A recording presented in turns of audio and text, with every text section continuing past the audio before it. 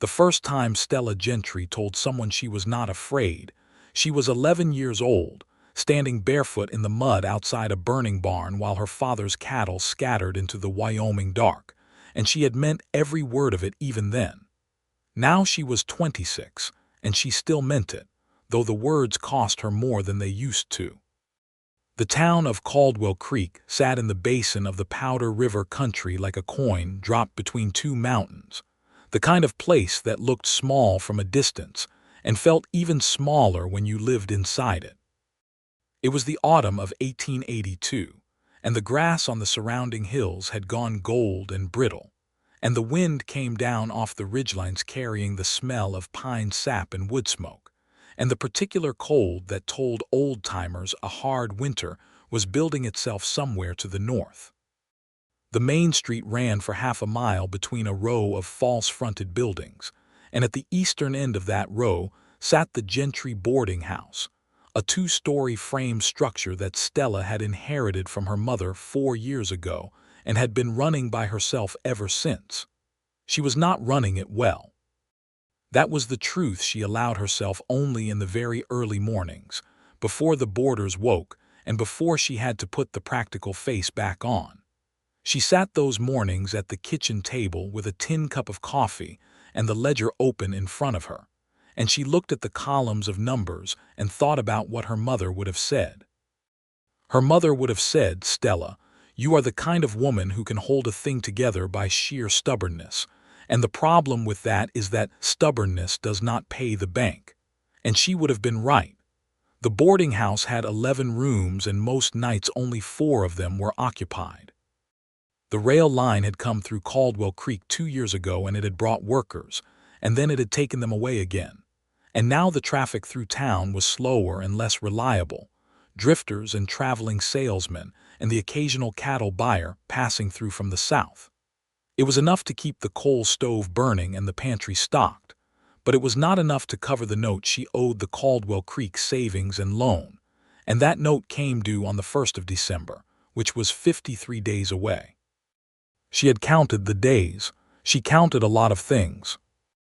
It was what she did when she could not sleep, when the loneliness pressed down on her in the upstairs room that had been her mother's and was now hers, full of furniture that still smelled faintly of lavender and someone else's history. She counted the days, and the dollars in the tin box under the floorboard, and the weeks since she had spoken to anyone about anything that was not laundry or breakfast or the price of firewood.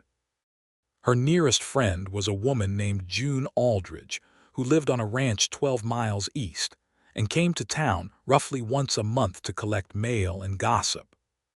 June was good-hearted and practical, and she worried about Stella in the careful way that people worry about someone they respect too much to pity. The last time June had come in, she had sat at Stella's kitchen table with her boots still dusty from the road and said, without any particular drama, that there was a new man working at the Patterson spread over near Birch Creek, a cowboy who had come up from Colorado with good references and apparently a reputation for being decent, which June said was rarer than turquoise in that part of the country. Stella had said that was interesting and had poured more coffee.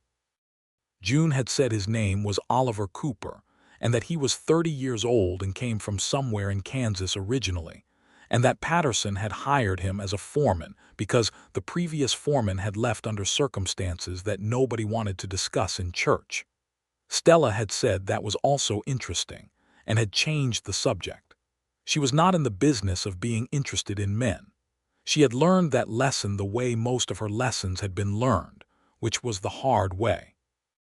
There had been a man named Robert Fitch 6 years ago, before her mother died, before the boarding house became hers, and Robert Fitch had been charming and tall, and had known how to say the kinds of things a young woman wants to hear when she is 20, and still believes that wanting is enough to make something real.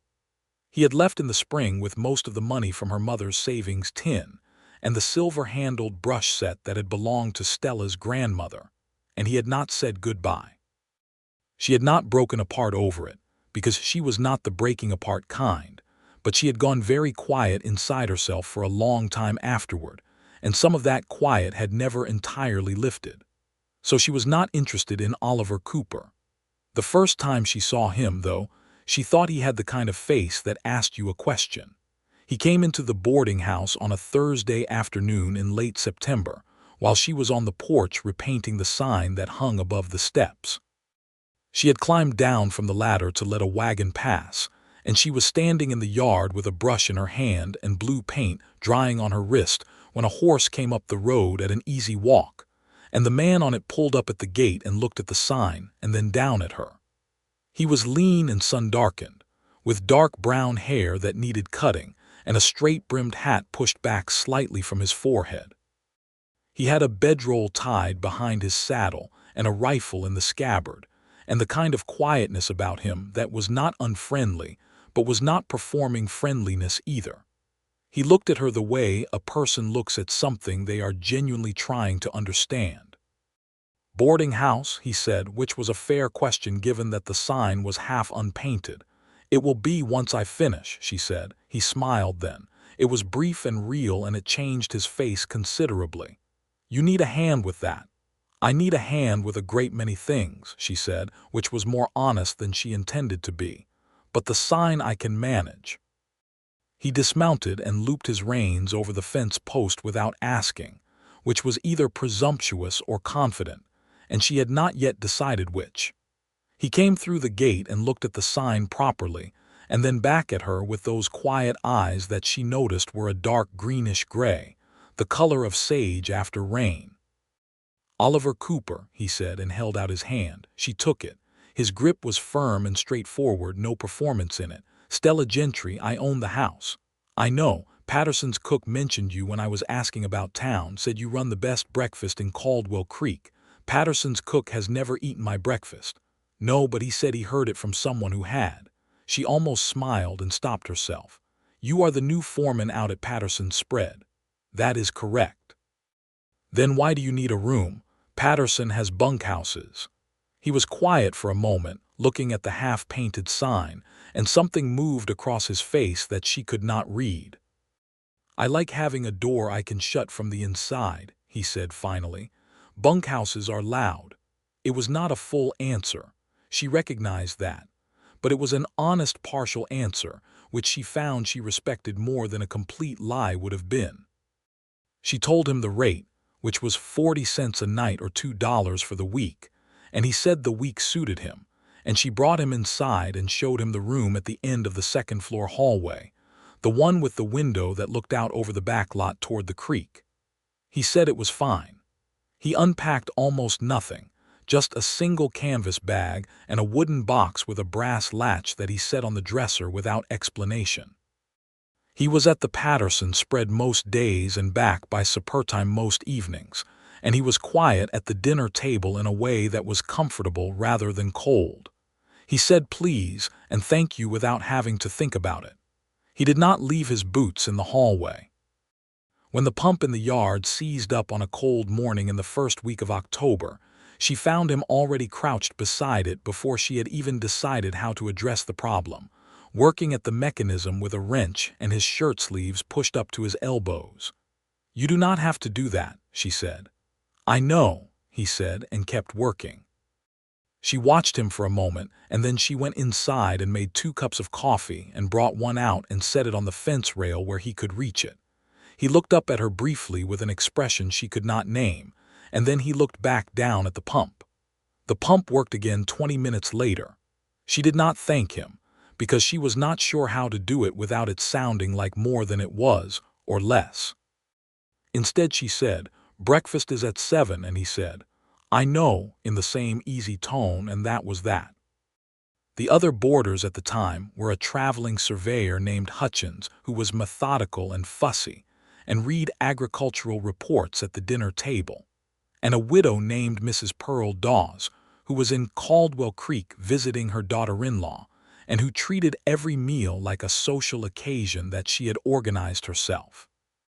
Oliver Cooper sat between these 2 people every evening and navigated the conversation with a kind of patient good humor that Stella watched from her end of the table and thought was either natural or very well practiced. She decided it was natural. People who practice patience rarely applied it so evenly. She learned things about him in pieces, the way you learn things about someone who is not the kind to offer them directly. He was from a town called Harlan, Kansas, originally the third of 5 children, though when he mentioned his family it was always past tense and she did not press.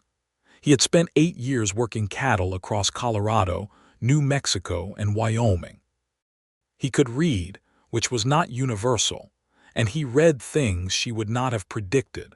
A copy of Emerson that she spotted on his nightstand when she brought clean linens, a worn-through almanac that he apparently consulted for reasons beyond the weather. He had a habit of standing still in doorways before he entered a room, just a second, as though taking inventory. She noticed it because she did the same thing. On a Friday evening in the second week of October, when the wind had picked up hard and the other boarders had gone to their rooms early, he came and stood in the doorway of the kitchen while she was doing the accounts and said, "May I sit?" She said yes. He pulled the chair across from her and sat and folded his hands on the table, and she kept writing in the ledger because she was not going to stop working just because someone was in the room. "The book's giving you trouble," he said. "The books are fine. It is the numbers in the books that are giving me trouble." He was quiet for a moment. Then he said, "How long have you been running this place alone?" "4 years. Before that, my mother ran it. I helped her. And before that," she put down her pen and looked at him. Why? He did not flinch or apologize, just met her gaze with that even, patient expression. "Because I am trying to understand what kind of person you are. You have been here 2 weeks. You could simply observe." "I have been observing," he said. "I am asking the questions that observation cannot answer." She looked at him for a long moment. The kitchen was warm from the stove, and the wind was throwing itself against the window in the way Wyoming wind does when it has decided to be serious about something, and the lamp on the table made a small circle of amber light between them. "My father was a cattleman," she said. "Out of Cheyenne originally. He brought us here when I was 7. He died when I was 14. My mother kept the boarding house going, and when she died 4 years ago, I kept it going. That is the whole story." "It is not the whole story," he said, not unkindly. "It is the part I am telling tonight." He nodded, accepting that. "Fair enough." She picked up her pen again. "What about you? What about me?" "Patterson hired you as foreman. You are sleeping in a boarding house instead of the bunkhouse. You came up from Colorado, but you are from Kansas. Those are the facts I have. They do not tell me much." He was quiet long enough that she thought he might not answer. Then he said, "I had a partner in Colorado. We ran a small spread together south of Pueblo. It went badly. I will not bore you with the details. When it was done, I needed a different part of the country, and I had worked under Bill Patterson once before, years ago, and he offered me the work. So I came." "Went badly how?" she said, because she had his directness inside her now like a kind of contagion. He looked at her steadily. "My partner was dishonest in several directions at once. I trusted him longer than I should have, and it cost me more than money." She understood that. She understood it in a way that lived somewhere below words, in the chest, the particular cold place that forms when someone has reached into your life with both hands and taken what was yours. "I understand that," she said. "I know you do," he said. "I can tell." The conversation stopped there, but it did not feel unfinished. It felt like 2 people deciding where the edges of something were, mapping it carefully, neither of them in a hurry. He stayed another week. And then he paid for another week, and did not explain why he was not simply riding out to Patterson's bunkhouse like the rest of the crew. On a Sunday when the sky was the hard, clear blue that comes after an early frost, she found him in the back lot, splitting firewood. She had not asked him to do this. The woodpile was her responsibility, and she had been letting it run low because the man who usually delivered had broken his wagon axle, and she had not yet arranged an alternative. She stood at the kitchen door and watched him work for a moment, the clean arc of the axe, the unhurried pace, and she felt something move in her chest that she did not immediately want to name. She went inside and made lunch, and when it was ready she went to the door and said, "Come eat." He came in and washed his hands at the basin and sat down, and they ate together alone for the first time, because the surveyor Hutchins had gone to his survey, and Mrs. Dawes was at her daughter-in-law's house. She had made a venison stew from meat that one of the other boarders had given her as partial payment for a week's lodging, and she had made bread because she always made bread on Sundays. He ate with the focused attention of a man who had missed many meals in his life and knew not to take one for granted. He did not compliment the food, but the way he ate was a more genuine compliment than most words would have been. "Why are you splitting my wood?" she said. "Because your pile was low. You did not have to." He put down his spoon and looked at her with an expression that was almost exasperated but gentle. "Miss Gentry, I have been noticing for 3 weeks that you are the kind of person who does everything by herself and considers it a personal failure when you cannot do everything perfectly by yourself. That assessment is not a criticism. It is just an observation. The wood needed splitting, and I was there, and the axe was there. That is all." She looked at her bowl. Then she said, "Stella." "What? If you are going to make observations about my character, you can call me Stella." Something in his face changed, opened slightly, the way a window opens when someone lifts the sash. "All right," he said. "Stella." October deepened. The nights got cold enough to see your breath inside the boarding house until the coal stoves caught. The Patterson spread kept Oliver busy most of the daylight hours, because Patterson was pushing to get the herd sorted and the fencing repaired before the heavy cold came. But he was back at the boarding house each evening without fail, and the dinner table conversations grew longer and less formal, and she began to look forward to them in a way she thought was sensible and contained and probably fine. She told herself probably fine for about 2 weeks. It was a Tuesday evening when the thing shifted. Mrs. Dawes had finally left for her own home in Nebraska, and Hutchins had completed his survey and departed, and the only other boarders were 2 cattle buyers from Missouri who spoke exclusively to each other, and retired immediately after supper. So after supper it was just Stella and Oliver at the table, and the 2 cattle buyers gone upstairs, and she had poured 2 glasses of water because she had run out of coffee, and she said, without thinking about it beforehand, "Tell me about Colorado." The real story. He looked at her for a moment across the table, and then he told her. His partner's name had been Gil Marsh. They had met in New Mexico and had worked together on 2 separate ranches before deciding to pool their savings and buy a small piece of land together. They had built a house and a barn and had a herd of 60 cattle and were doing well enough that Oliver had begun to think about what the next 10 years might look like. What he had not known was that Gil Marsh had borrowed heavily against the property without telling him, using Oliver's name as well as his own. When the loans came due and could not be paid, the property was gone, and so was Gil, who had apparently been planning his exit for some time. The remaining debt fell to Oliver, who spent the following 18 months working it off on other men's ranches, which he did without complaint because his name had been on the documents, and he considered that his responsibility even if the decision had not been his. "You paid a debt that was not yours," she said. "My name made it mine. That is an honorable position that cost you considerably." "Yes," he said simply.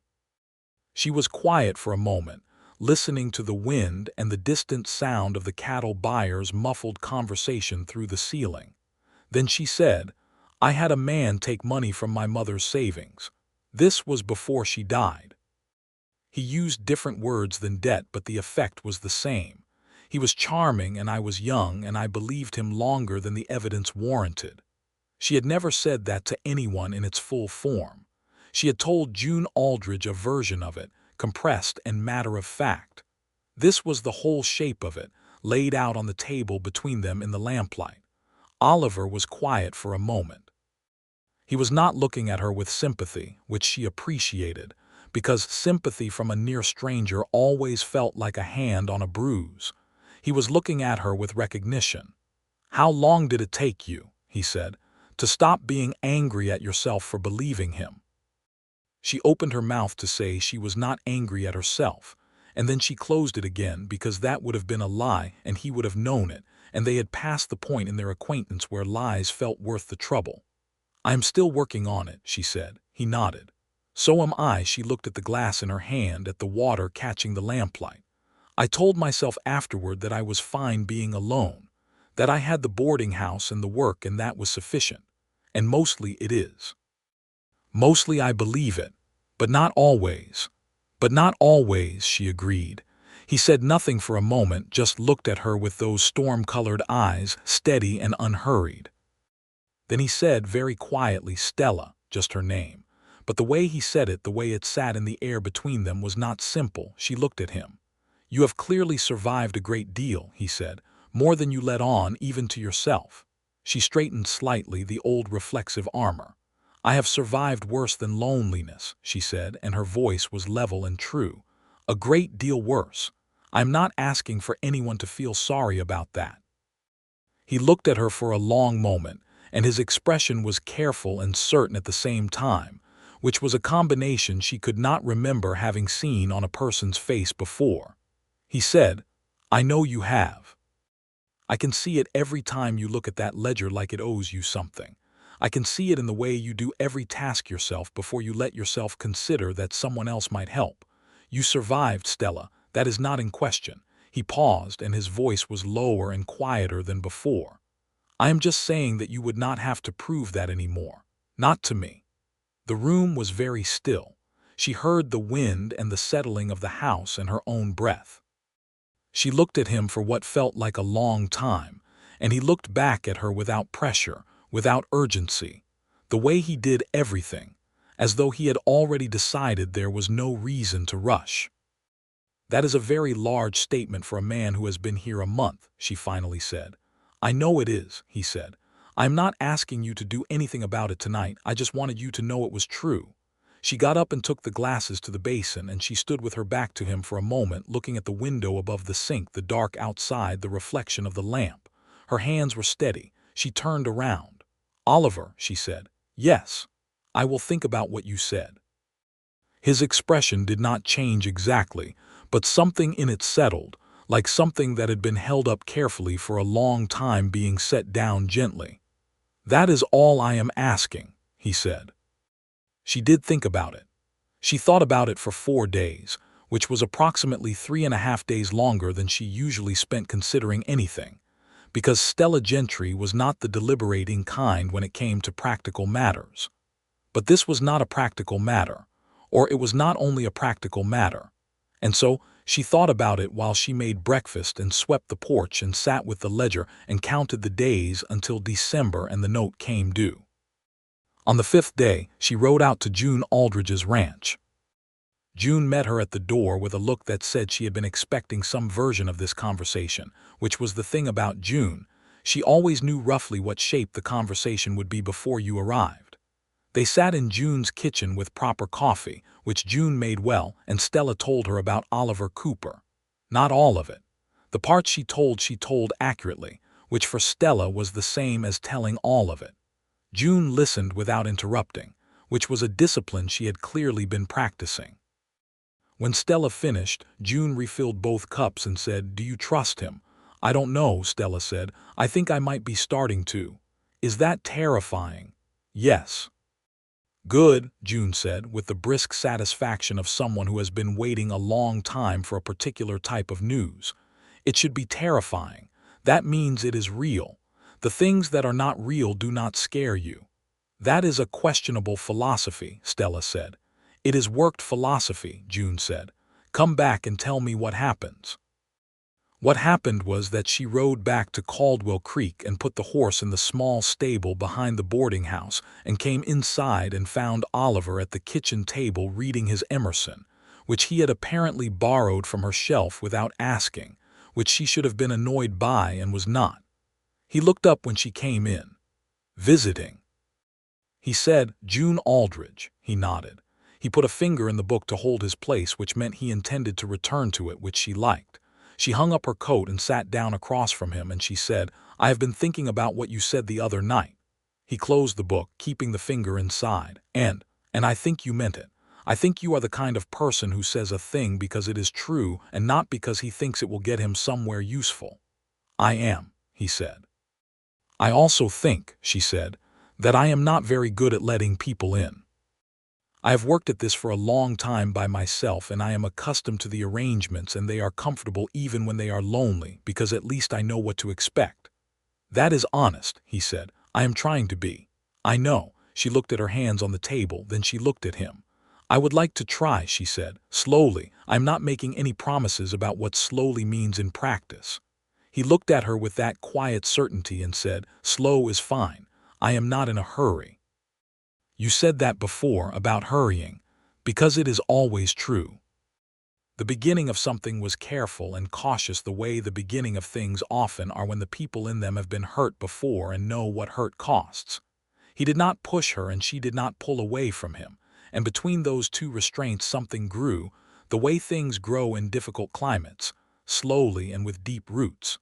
He began to bring her small things, not gifts exactly, more like evidence of attention. A jar of late-season honey from a farm 2 miles east, because she had mentioned once that she was low on it. A piece of information about a logging operation that was looking for a boarding house arrangement for its crew for the winter, which he had picked up at the general store and told her because it was useful. When she wrote back to the logging company and secured a contract for 6 men through February, she sat down with the ledger that night and felt the knot in her chest loosen slightly. She told Oliver about the contract at dinner. His face showed something quiet and warm, not pride exactly, because it was not his accomplishment but something adjacent, a kind of gladness on her behalf. That helps with the note, he said. She had not told him about the note. She had mentioned it only obliquely, the way you mention a wound through the clothes by talking around the place where it is. She looked at him. I mentioned the bank's timeline once in passing, she said. You did, he said. 3 weeks ago, you said December 1st. He had held that. All this time, he had simply held that piece of information without making anything of it, without offering to solve it for her, without bringing it up. Until now, when it was relevant, when she had brought it close enough that it was not an intrusion to acknowledge it. It helps considerably, she said. It may cover the full amount. He nodded, and the warmth in his face remained, and then Mrs.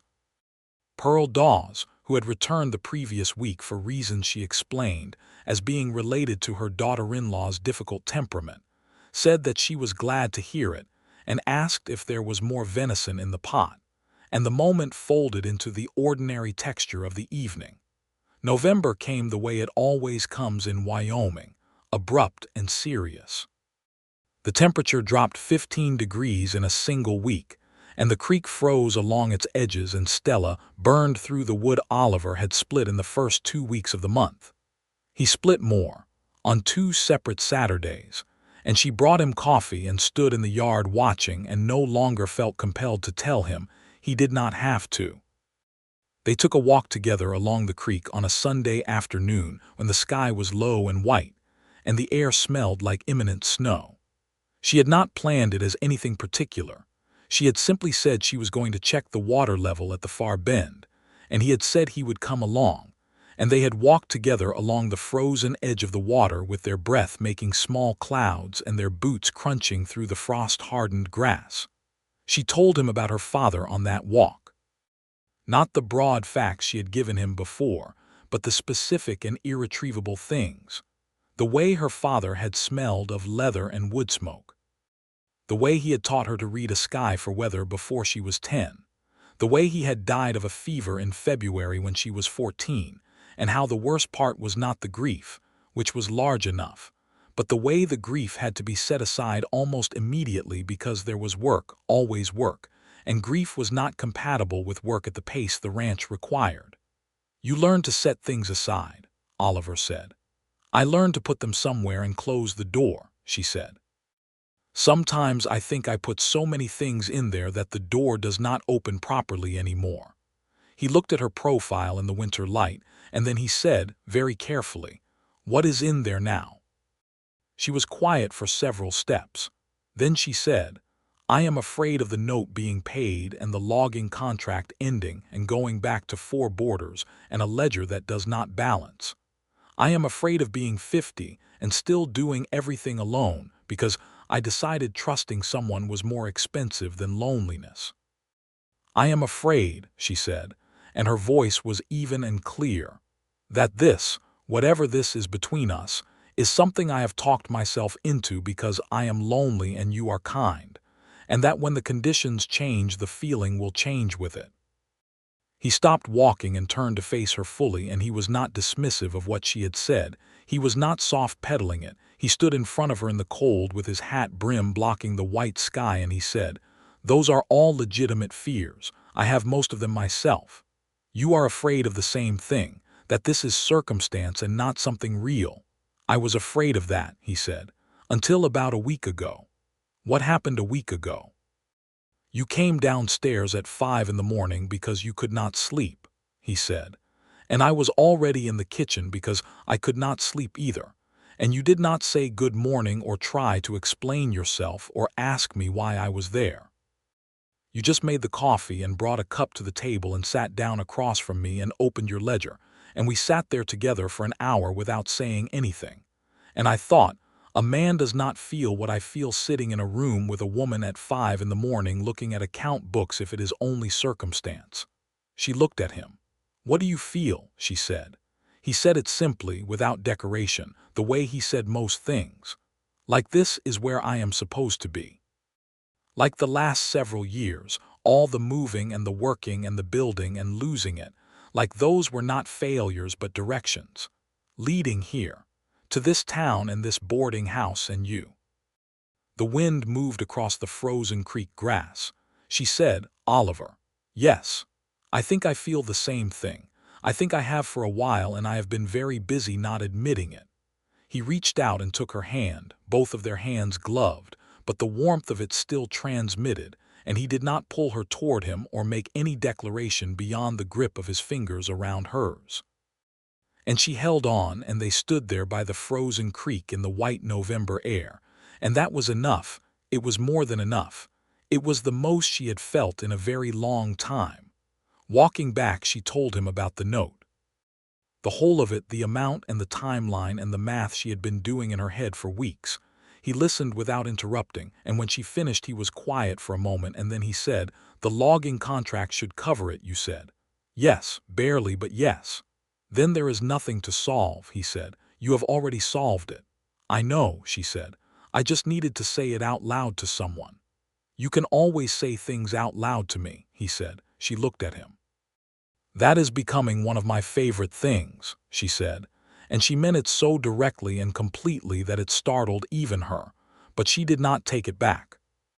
He squeezed her hand, and they walked back to the boarding house in the first light flurry of the season, small snowflakes beginning to come down between them, cold and clean and perfect. The logging crew arrived on the 12th of November. 6 men from a timber operation north of town that was cutting contract lumber for a railroad bridge project, and they needed room and board through the first week of February. All 6 of them, which filled the boarding house almost entirely and changed the texture of the place considerably. The men were good-natured and large and ate enormous quantities of food and tracked sawdust in on their boots, and Stella managed them with the brisk efficiency of someone who had been managing things for a long time and knew exactly which boundaries to establish in the first week before any habits formed. Oliver watched her handle the crew with an expression she had begun to recognize as a kind of focused admiration, quiet and steady. He helped where he could, on the evenings when he was back early enough and a task presented itself, but he did not try to take over or insert himself into her management of her own house. He understood the difference between help and interference, and that distinction mattered to her more than she could easily say.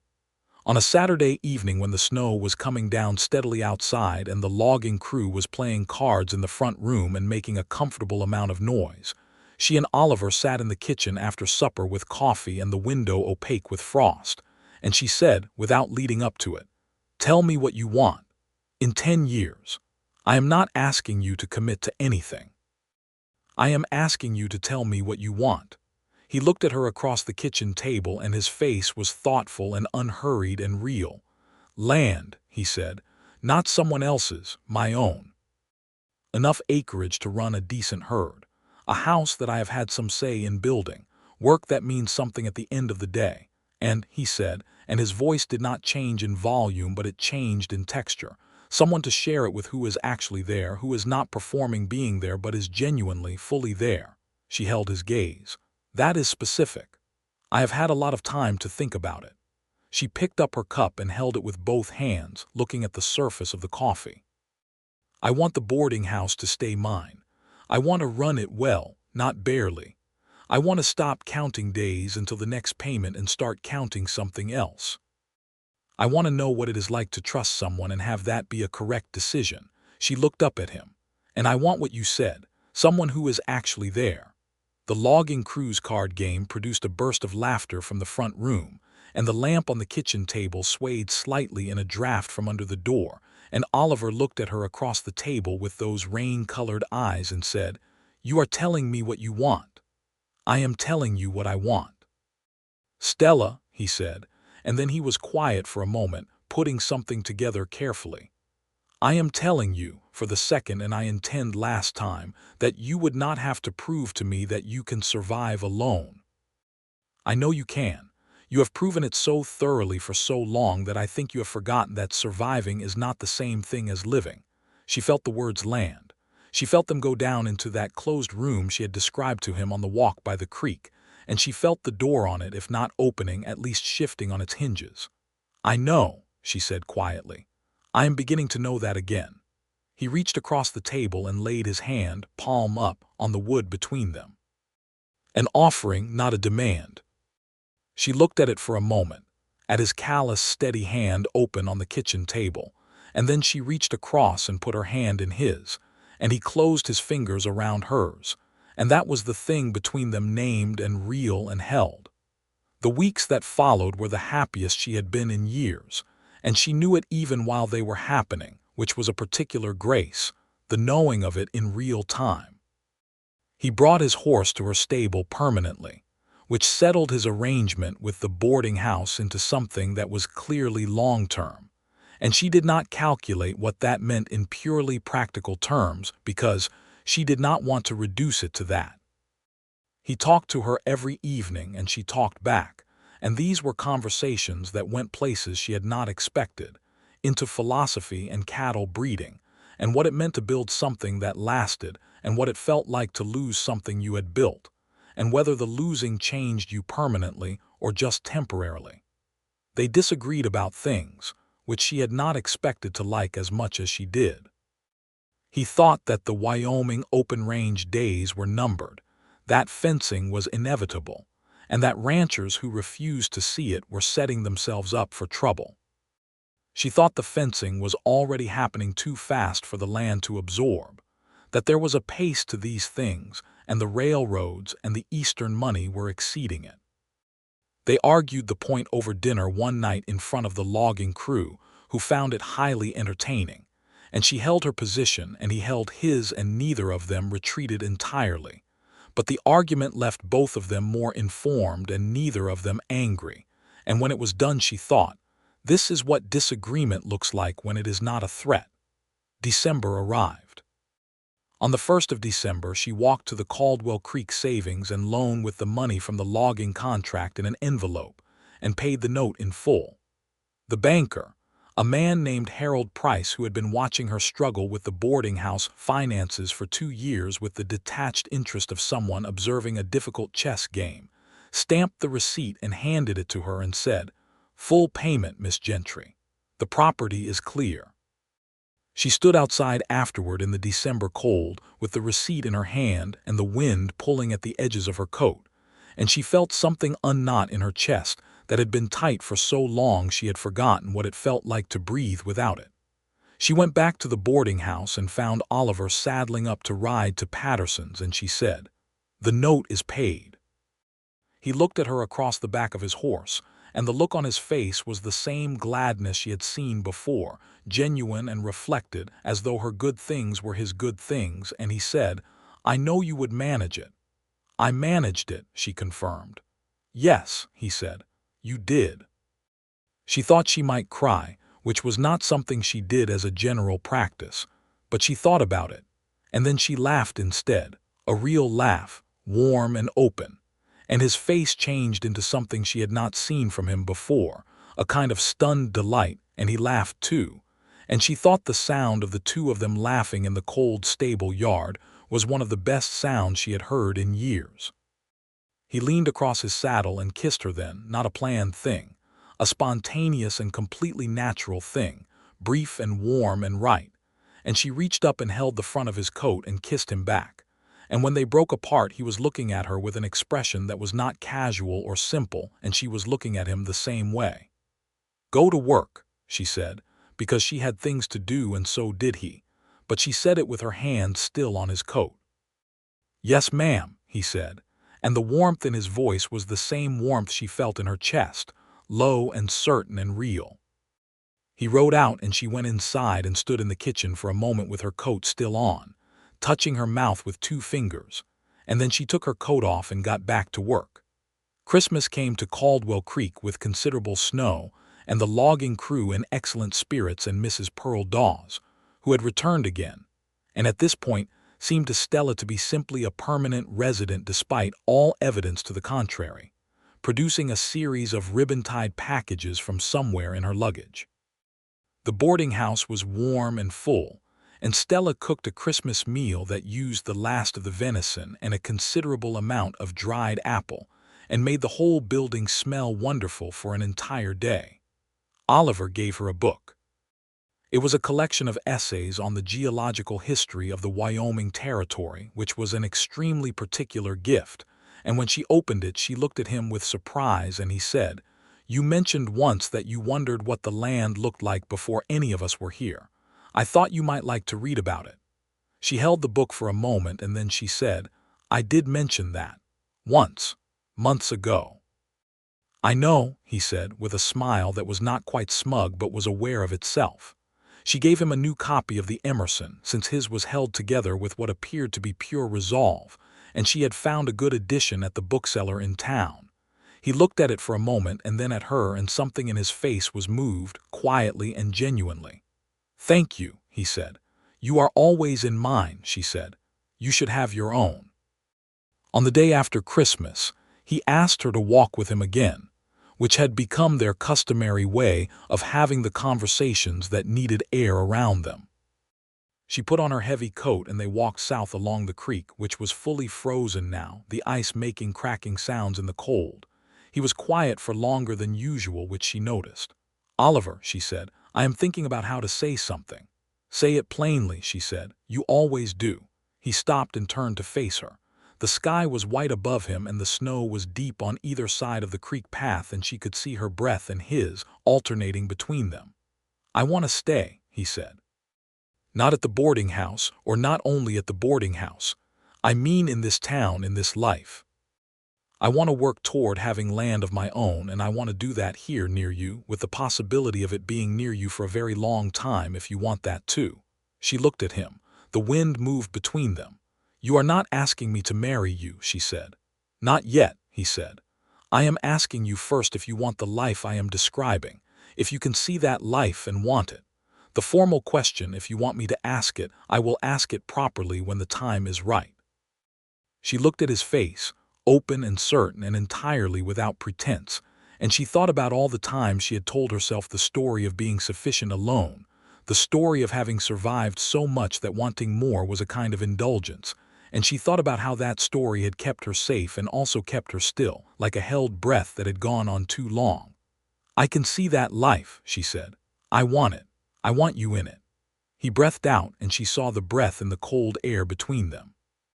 He stepped forward and took her face in his gloved hands and kissed her, slowly and deliberately, the way he did things without hurry, and she reached up and held his wrists and kissed him back with everything she had stopped pretending she did not feel. "Ask me properly," she said when they broke apart, "when the time is right." "I will," he said. "I promise." January was cold in the way that Wyoming January is cold, which is different from the cold of other places. It is a cold that is absolute and assertive and takes up every available space. The logging crew stayed through the first 2 weeks and then departed as the contract ended, and the boarding house went quiet again. But it was a different quiet than before, warmer somehow, as though the weeks of occupation had left some residual warmth in the walls.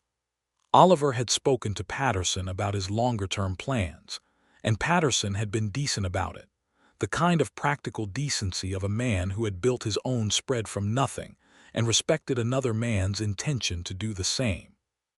He told Oliver that the foreman work was his through the spring, and that come spring he would give him a good reference and a fair settlement for his winter work, which was more than Oliver had expected, and spoke well of Bill Patterson. They spent the long winter evenings reading side by side at the kitchen table, which was their version of domesticity and felt entirely natural. She told him more of the closed-door things, one at a time, and he told her the same, and what she found in him, the more she came to know him, was not the performance of reliability but the substance of it, the kind of reliability that comes from a person having decided who they are and settled into the decision. She found that she had stopped calculating exits, had stopped noticing the number of days since she had spoken to someone about anything personal, had stopped practicing the speech about being fine alone that she had given herself so many times she could deliver it without thinking. She was not fine alone. She had been managing alone, which was different, and she had been good at managing, but managing was not the same as fine, and she had been using the words interchangeably for too long. She was fine now. Fine in a way that was active and daily, and had a face and a voice, and borrowed her Emerson. On a Saturday in late February, when the temperature had lifted slightly, and the creek had a thin line of open water running down its center, she came downstairs in the morning to find Oliver already in the kitchen, which was not unusual, but he was standing rather than sitting, and he was turned toward the door when she came in, and the expression on his face was the one she had not seen since the first week, the one that had something held carefully in it. He was holding something in his right hand, and she looked at it, and it was a ring. A plain band of gold with a small inlaid piece of turquoise, modest and exactly right, the kind of thing that a person chose because they knew who they were giving it to and not because they were trying to make an impression. "I said I would ask you properly when the time was right," he said. She looked at him. She looked at the ring. She felt the whole of the last 5 months contained in the air between them, the ledger and the woodpile and the frozen creek and the Christmas book and the long evenings and the laughter in the stable yard. "The time is right," she said. He looked at her with a certainty that she knew by now was not arrogance but something deeper, the bedrock certainty of a person who has found where they belong. "Stella Gentry," he said, "will you marry me?" She had thought she might hesitate. She had thought there might be a moment of the old fear, the pull toward the calculated safety of a loan. There was not. There was only the clear and simple knowledge of what she wanted, which was him, this here permanent. "Yes," she said. "Yes, I will." He crossed the kitchen in 3 steps and put the ring on her finger, and she looked at it on her hand, the turquoise catching the morning light from the window. And then she looked at him, and he was looking at her with the full weight of it. Everything he had said about arriving somewhere, about the years being directions leading here. And she reached up and put both hands on either side of his face and held him, and he held her back. And it was nothing like the ending of anything. It was entirely the beginning. June Aldridge, when Stella rode out to tell her, sat back in her chair and put her hand over her mouth, and then said through her hand, "I knew it. I knew it from the moment you told me about him." "You did not say anything," Stella said. "Of course I did not say anything," June said. "You would have argued with me for 3 months and talked yourself out of it. Sometimes you have to let a thing walk up on a person in their own time." Stella laughed, the kind of laugh that comes from the deepest part of a thing. "You are a very particular kind of friend." "I am the exact right kind," June said. "Tell me about the ring." They were married on the 15th of April, 1883, in the Caldwell Creek Church, which was a small wooden building on the north end of Main Street that smelled of pine and old hymn books. June Aldridge stood with Stella, and Bill Patterson stood with Oliver and Mrs. Pearl Dawes, who was apparently still in residence and showed no signs of leaving, wept throughout the ceremony with unself-conscious satisfaction. The minister was a man named Reverend Alcott who had been doing weddings in Caldwell Creek for 11 years and had seen a great many of them, and he told Stella afterward that this one had been one of the good ones, which she took as the genuine compliment she believed it to be. The spring came on fully, and with it, the sound of the creek running open again, and the hills turning green and the ranch country around Caldwell Creek coming back to life after the long winter. Oliver had his final month with Patterson, who paid him fairly and shook his hand, and said if Oliver ever needed a reference in the territory, he would speak well of him to anyone who asked. They began looking at land together, which was the kind of activity that reveals a great deal about two people, because it requires them to agree on what they are looking for without either of them quite knowing yet.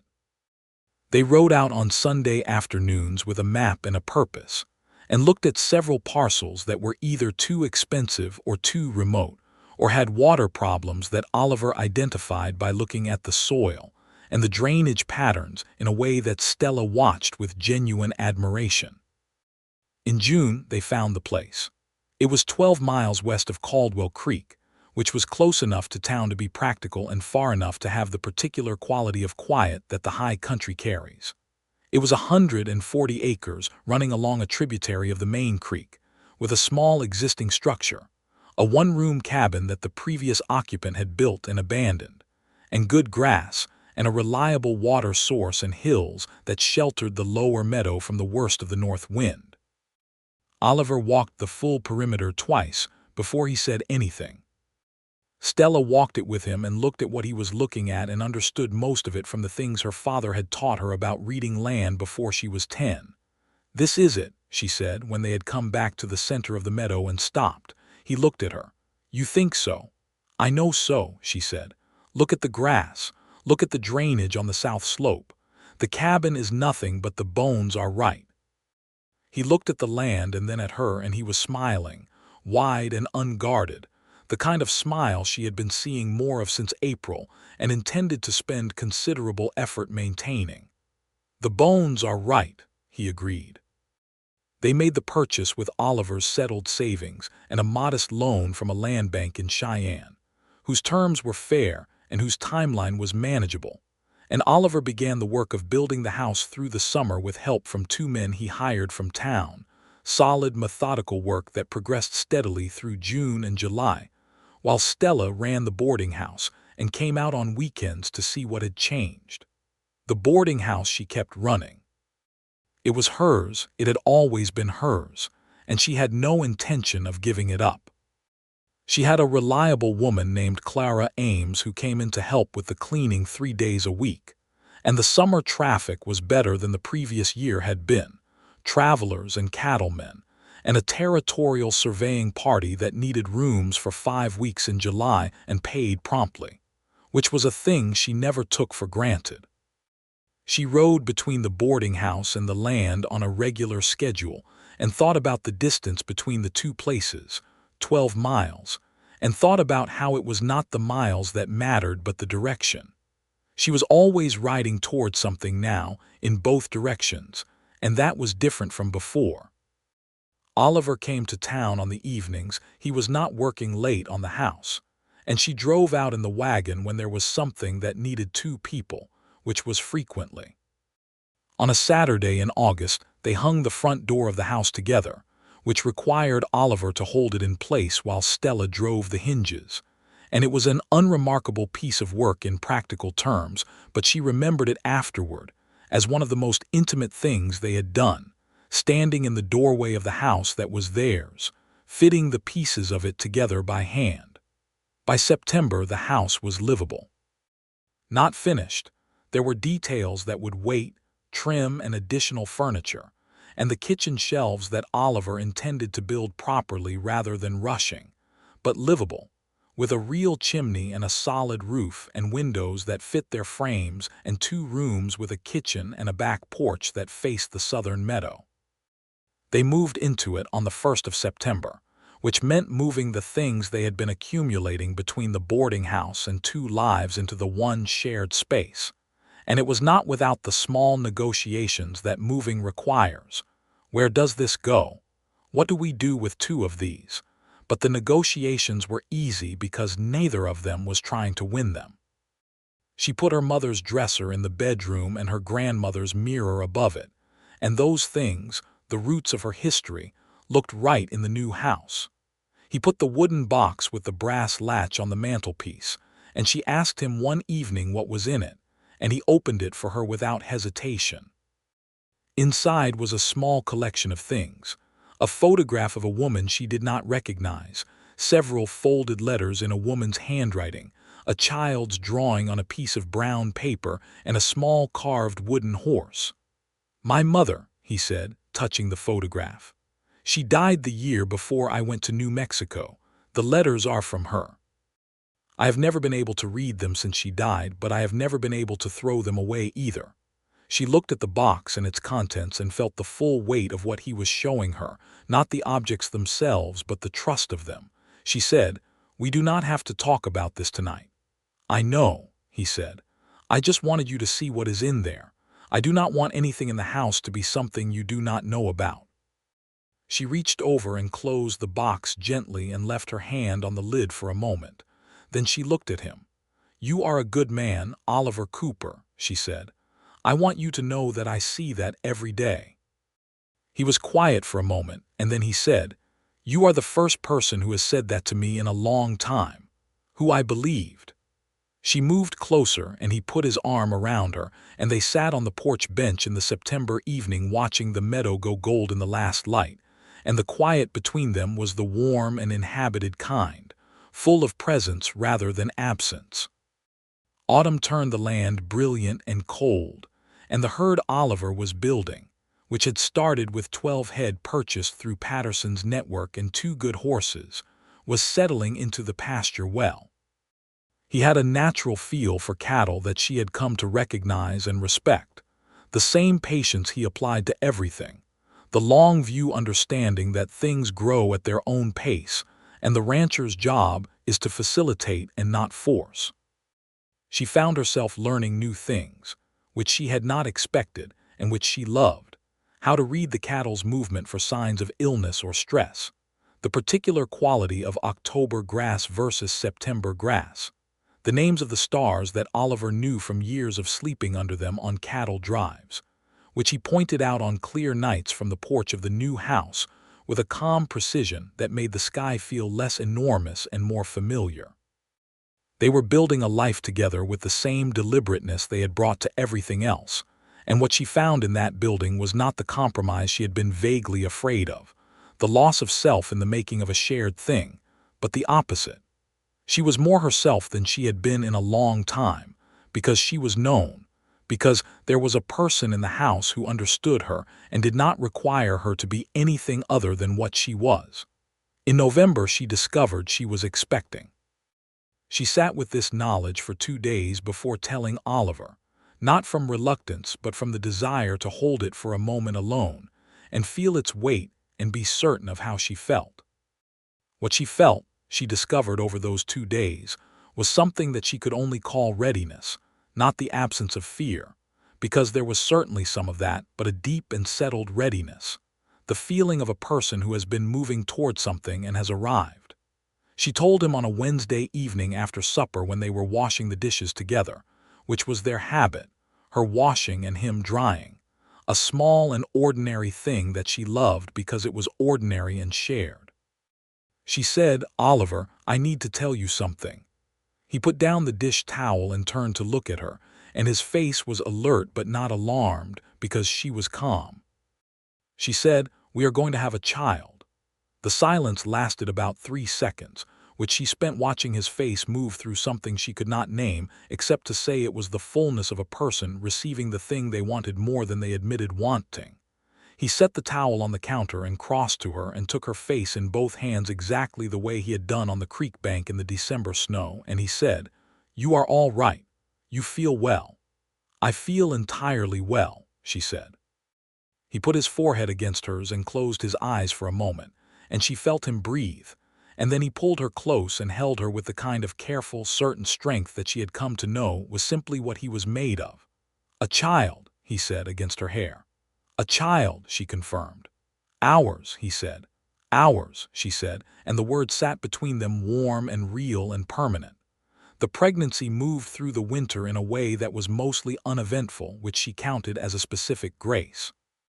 She continued to manage the boarding house, though she hired Clara Ames for additional days through January and February, and she made the ride between the boarding house and the home ranch less frequently as the cold deepened, and the roads got difficult. Oliver drove her when she needed to go to town, and the boarding house ran itself on her schedule rather than demanding things of her body that she was no longer able to give it unrestricted.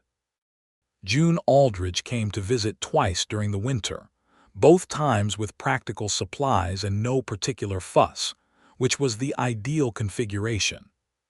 She sat with Stella and said sensible things about the pregnancy and asked practical questions about the preparations for the child and then talked about other things entirely, which was exactly what Stella needed.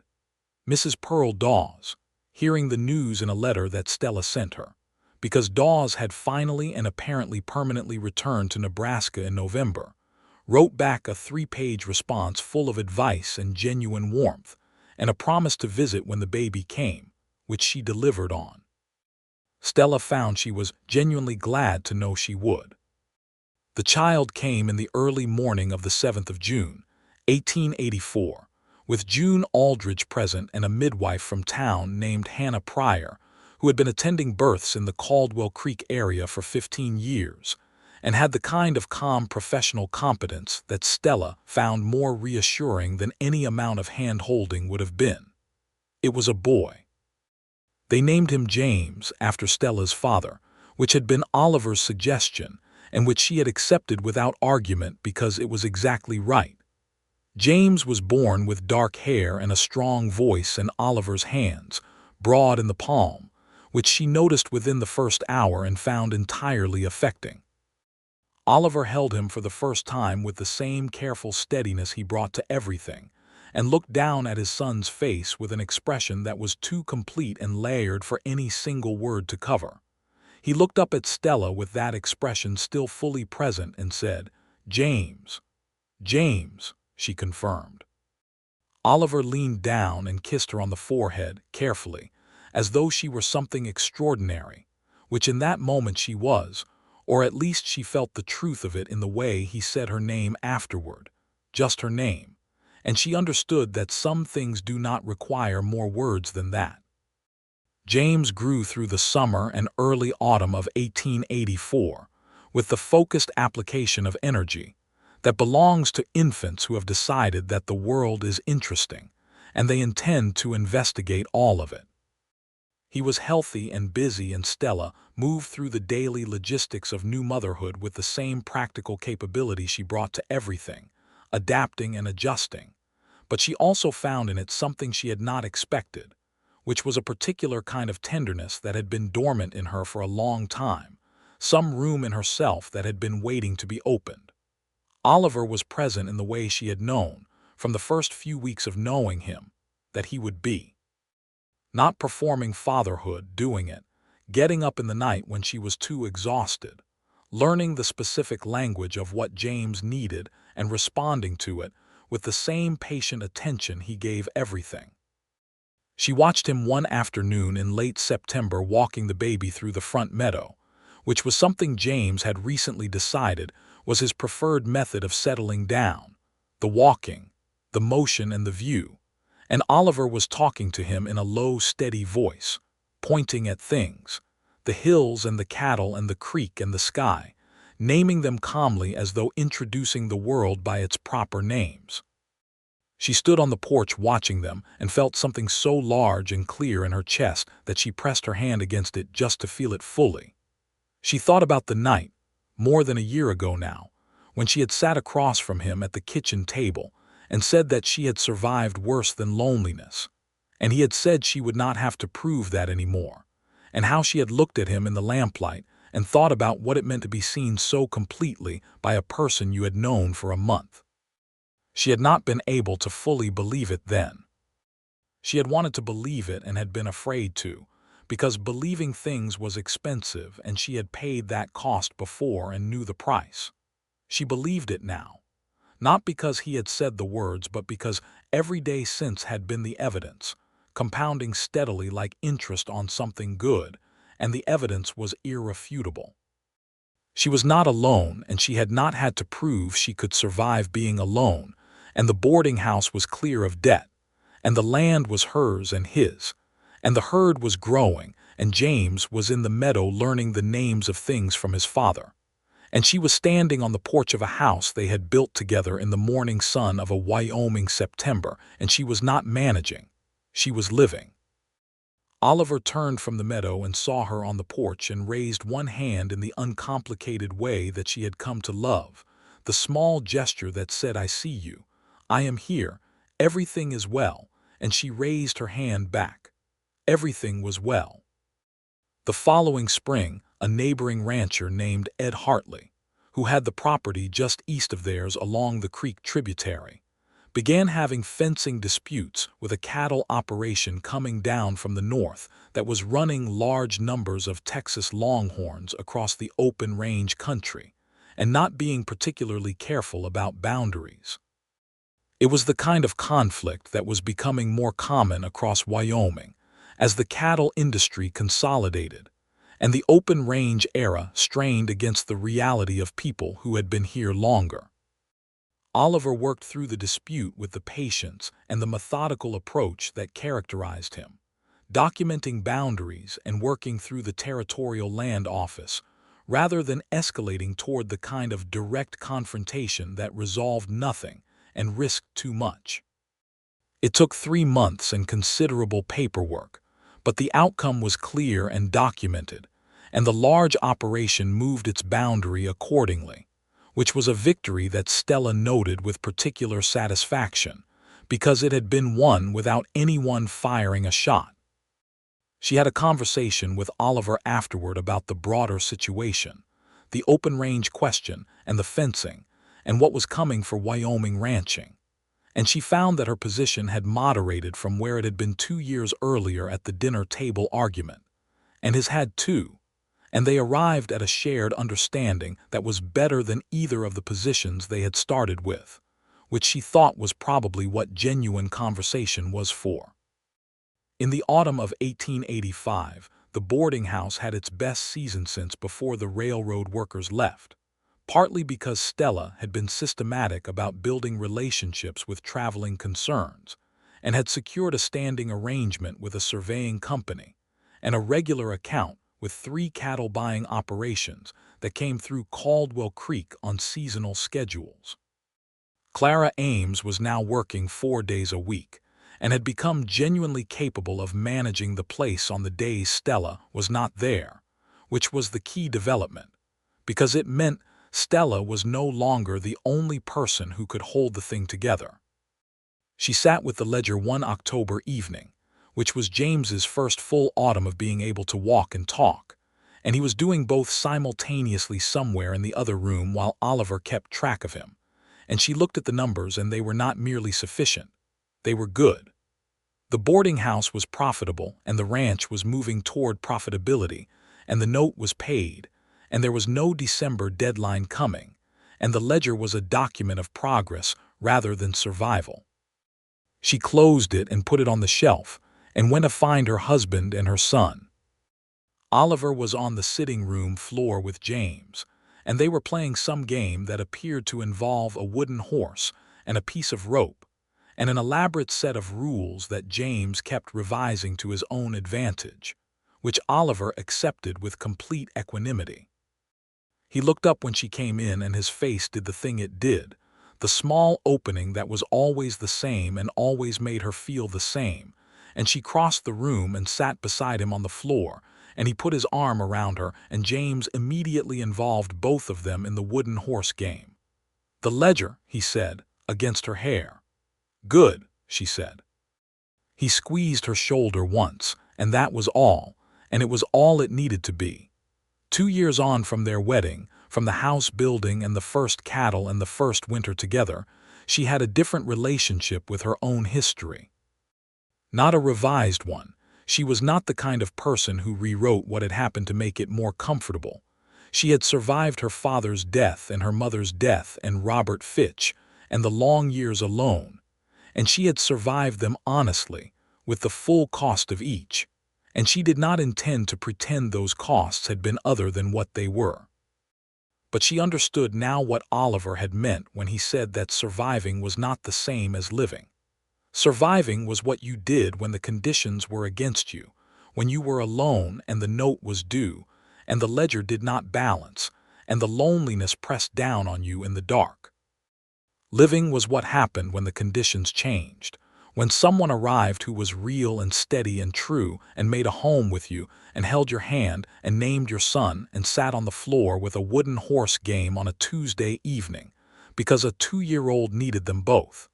She had been surviving for a long time and had been very good at it. She was better at this. James learned to ride that spring, which was the spring of 1886, on a gentle brown horse named Colonel that Oliver chose for the specific temperament of patience it displayed around children. He was not quite 2.5, which was early, but he had been fascinated by the horses since before he could properly speak about it, and Oliver put him in the saddle with a sure hand and led the horse around the meadow at a walk, while James sat very straight with the excessive dignity of a small person doing an important thing. Stella watched from the fence rail and felt the fullness of it in her throat, the particular emotion that does not have a precise name but lives at the intersection of joy and gratitude, and the awareness that the good things are finite and therefore precious.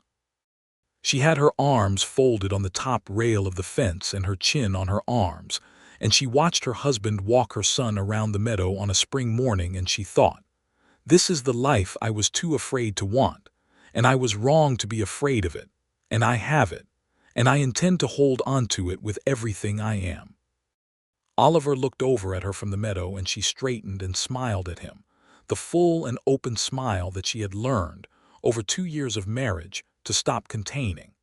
He smiled back, wide and unguarded, and James waved at her from his excessive height on the horse with the kind of full-bodied enthusiasm that belongs to children who do not yet know how to do anything by halves. She waved back. By the summer of 1886, the Patterson spread had sold to a large cattle company from Chicago, which Bill Patterson had negotiated quietly and then announced to the town, and the sale prompted a general conversation in Caldwell Creek about what the consolidation of the cattle industry meant for the smaller operations in the territory. Oliver was part of several of these conversations, at the general store and at the occasional gatherings at the hotel, and he was measured and direct in them in the way that had made him respected in the community, not the loudest voice, but the one people tended to wait for.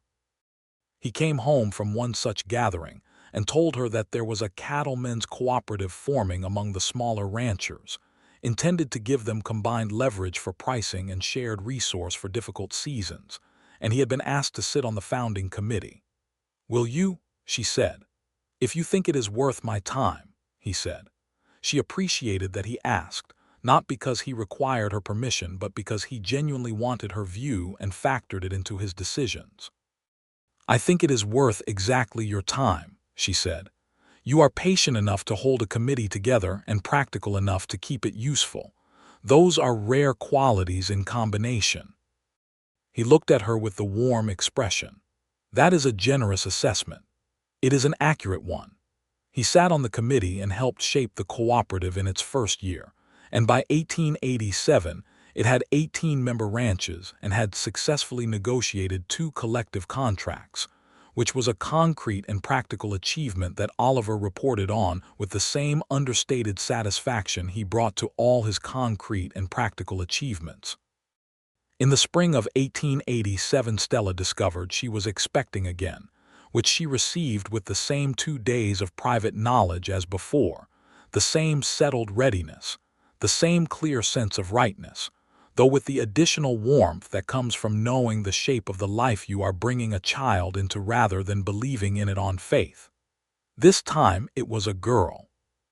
Born in November, with Stella's dark eyes and Oliver's dark hair, and a fierce and specific personality that was apparent within approximately 36 hours of her arrival. They named her Ruth, which was a name that both of them had arrived at independently and agreed on immediately, which Stella thought was one of those small confirmations, the kind you do not need because you already know but which are pleasant to have anyway. James, now 3.5 and a person of considerable opinion, inspected his sister with the solemn attention of someone who has been told a significant thing is happening and intends to evaluate it properly. He announced that she was small, which was accurate, and that she was loud, which was also accurate, and then he patted her head very gently with one large palmed hand, and Stella felt the same nameless fullness in her throat that she felt at the fence rail watching the meadow. Oliver looked at her over James's head and Ruth's, and his face was the complete version, the expression that had everything in it, and she felt it returned in her own face, the mirror of it. The boarding house continued to run well under Clara Ames's capable management, with Stella's oversight and periodic direct involvement, and the ranch had by 1887 grown to 40 head, with a reliable annual yield that covered the loan payment, and contributed to a savings account at the Caldwell Creek Savings and Loan, which was a satisfying reversal of the relationship she had had with that institution several years before. June Aldridge was married herself by then, to a widowed farmer named Thomas who had come to the territory from Ohio with 2 grown sons and a practical disposition, and June's happiness in this was the particular abundant kind of happiness that belongs to people who marry late and know exactly what they are grateful for. June and Stella saw each other regularly, and their friendship had the quality of something so well established it no longer needed tending. It simply was. Mrs. Pearl Dawes continued to visit the boarding house annually, each time arriving with the stated intention of staying 2 weeks and staying 6, and Stella had by now accepted this as a feature of the house rather than a variable, and had simply designated Dawes' preferred room as hers, which pleased Dawes enormously and simplified the logistics considerably. On an evening in December of 1887, which was the Christmas James was 4 and Ruth was 1, and the house was decorated with the pine branches that Oliver and James had collected from the hillside, and the smell of dried apple cake was heavy and warm in the air. Stella sat on the porch bench in the cold after the children were in bed, and Oliver came out with 2 blankets and a cup of coffee each and sat beside her. They sat together looking at the meadow under its thin cover of December snow, the stars visible and enormous in the way Wyoming winter stars are, the creek in the distance moving under its ice, the lights of the house behind them warm through the window glass. "What are you thinking?" he said. She thought for a moment. "About that night in the kitchen, the first real conversation." "Which thing?" "What I said about surviving worse than loneliness." He was quiet the way he was quiet when something was worth being quiet for. "I meant it," she said. "I had survived worse. I needed you to know I was not asking for rescue." "I knew that," he said. "I never wanted to rescue you, I just wanted to be here." "I know," she said. "That is what you said." "That I would not have to prove it anymore." She looked at the meadow, at the snow and the stars. "I was not sure I believed it at the time. And now." She turned and looked at him, this man who had come through her gate with a bedroll and a question in his eyes and had stayed, who had stayed every day since, not because she needed him to and not because she was performing needing him, but because he had meant what he said about being where he was supposed to be. "Now," she said, "I have spent 4 years not proving it, 4 years of someone being here, and you were right. I did not have to prove it, not once." He looked at her the way he looked at things he cared about, with the full attention, nothing held back. "Stella," he said. "I know," she said. "I love you," he said. He said it regularly now and meant it the same every time without diminishment. "I love you," she said back. "I love this life." He put his arm around her and she leaned into him, and the night was cold and full of stars and the meadow was white and quiet, and inside the house their children were sleeping, and the boarding house was running well 12 miles east, and the land beneath their feet was theirs, and the winter was settled and long and known, and she was not afraid of it. The years that followed were the ordinary good years that do not make great dramatic stories because the drama in them is the daily kind, the kind that accumulates slowly into something whole. Ruth grew from fierce and particular infant into fierce and particular child, with opinions about everything and the vocabulary to express them, which Stella found utterly charming and possibly predictable. James at 6 was his father's companion at the cattle work, following Oliver around the property with the absorbed attention of a child who has decided what he wants to know and is acquiring it as fast as he can. A third child came in 1890, another boy, whom they named William after no one in particular and everyone in general, and William arrived into a house that was full and warm and ready for him, and he was a quiet and watchful child who seemed to consider the activity of his older siblings with the philosophical detachment of someone who has not yet decided whether to participate. The boarding house, by 1890, had a full-time manager in Clara Ames, who ran it with confidence and sent Stella a monthly account that she reviewed with the satisfaction of someone who had built a thing carefully and was watching it continue to stand. Stella went into town 2 days a week and kept her hand in the operations, and it was hers, always hers, the place her mother had built and she had kept, and it ran well. Oliver's cooperative had grown to 30 ranches by 1890 and had negotiated relationships with 2 rail line shipping operations that gave the smaller ranchers significantly better rates than they had been getting individually. It was the kind of practical, patient work that Oliver had been doing his whole life, slow and certain and built to last. On a warm evening in the summer of 1890, they sat on the porch after supper with William asleep inside and Ruth and James somewhere in the meadow doing whatever children do in meadows in the long summer light, and Oliver was quiet in the companionable way that she had come to love most, the quiet of someone who is fully present and has nothing to perform. She said, "Are you happy?" He looked at her, and the look was the full one, the one that had everything in it. "Yes," he said without qualification. "This is enough," she said, "more than enough. Everything I wanted when I was counting days until December and sitting alone at the kitchen table with the ledger and the tin box under the floorboard." He reached over and took her hand on the armrest between them. "You never told me about the tin box," he said. "The money I kept under the floorboard in the bedroom," she said. "I moved it to the bank eventually, when I trusted the bank more than I trusted my own ability to keep a secret." He smiled. "How much was in it, at its best?" $14 and some coin. He laughed and she laughed with him, and James and Ruth came running in from the meadow, then with something they had found and needed to explain immediately, and the evening filled up again with the ordinary texture of a full life, all of them on the porch in the summer evening, and it was everything. Every last piece of it was everything. Ruth, at 6 years old, told her father one morning that she intended to run the boarding house someday, with such matter-of-fact certainty that Oliver could only look at Stella with an expression of complete recognition. Stella looked at her daughter with her dark eyes and her strong opinions and her very particular certainty, and said, "Then you had better learn how the accounts work." And Ruth said she was ready, and sat down at the kitchen table with a very serious expression and waited to be taught. Stella taught her. She sat across from her daughter with the ledger between them and began at the beginning, with the same patience and clarity with which she had been taught everything worth knowing, and thought about her mother at this same table, and felt the thread of it, the unbroken continuity of women who knew how to hold a thing together and passed the knowledge forward.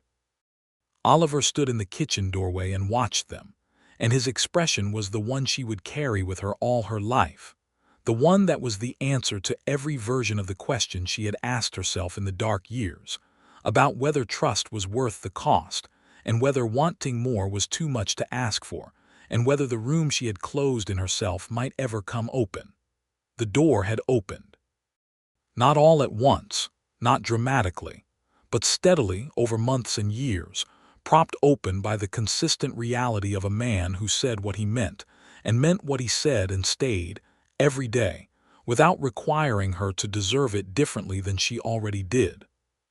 She looked up from the ledger and met his eyes, and he smiled at her, the full and unguarded smile that she had been seeing for 7 years, and which had not become any less extraordinary for being familiar. She smiled back. Ruth, between them at the kitchen table, announced that she had found an error in last month's column, and she had, and Stella laughed and corrected it, and thought that everything she had needed and almost failed to let herself have was here, in this kitchen, on this land, in this life. And it was enough, and it was more than enough, and she would count it every day.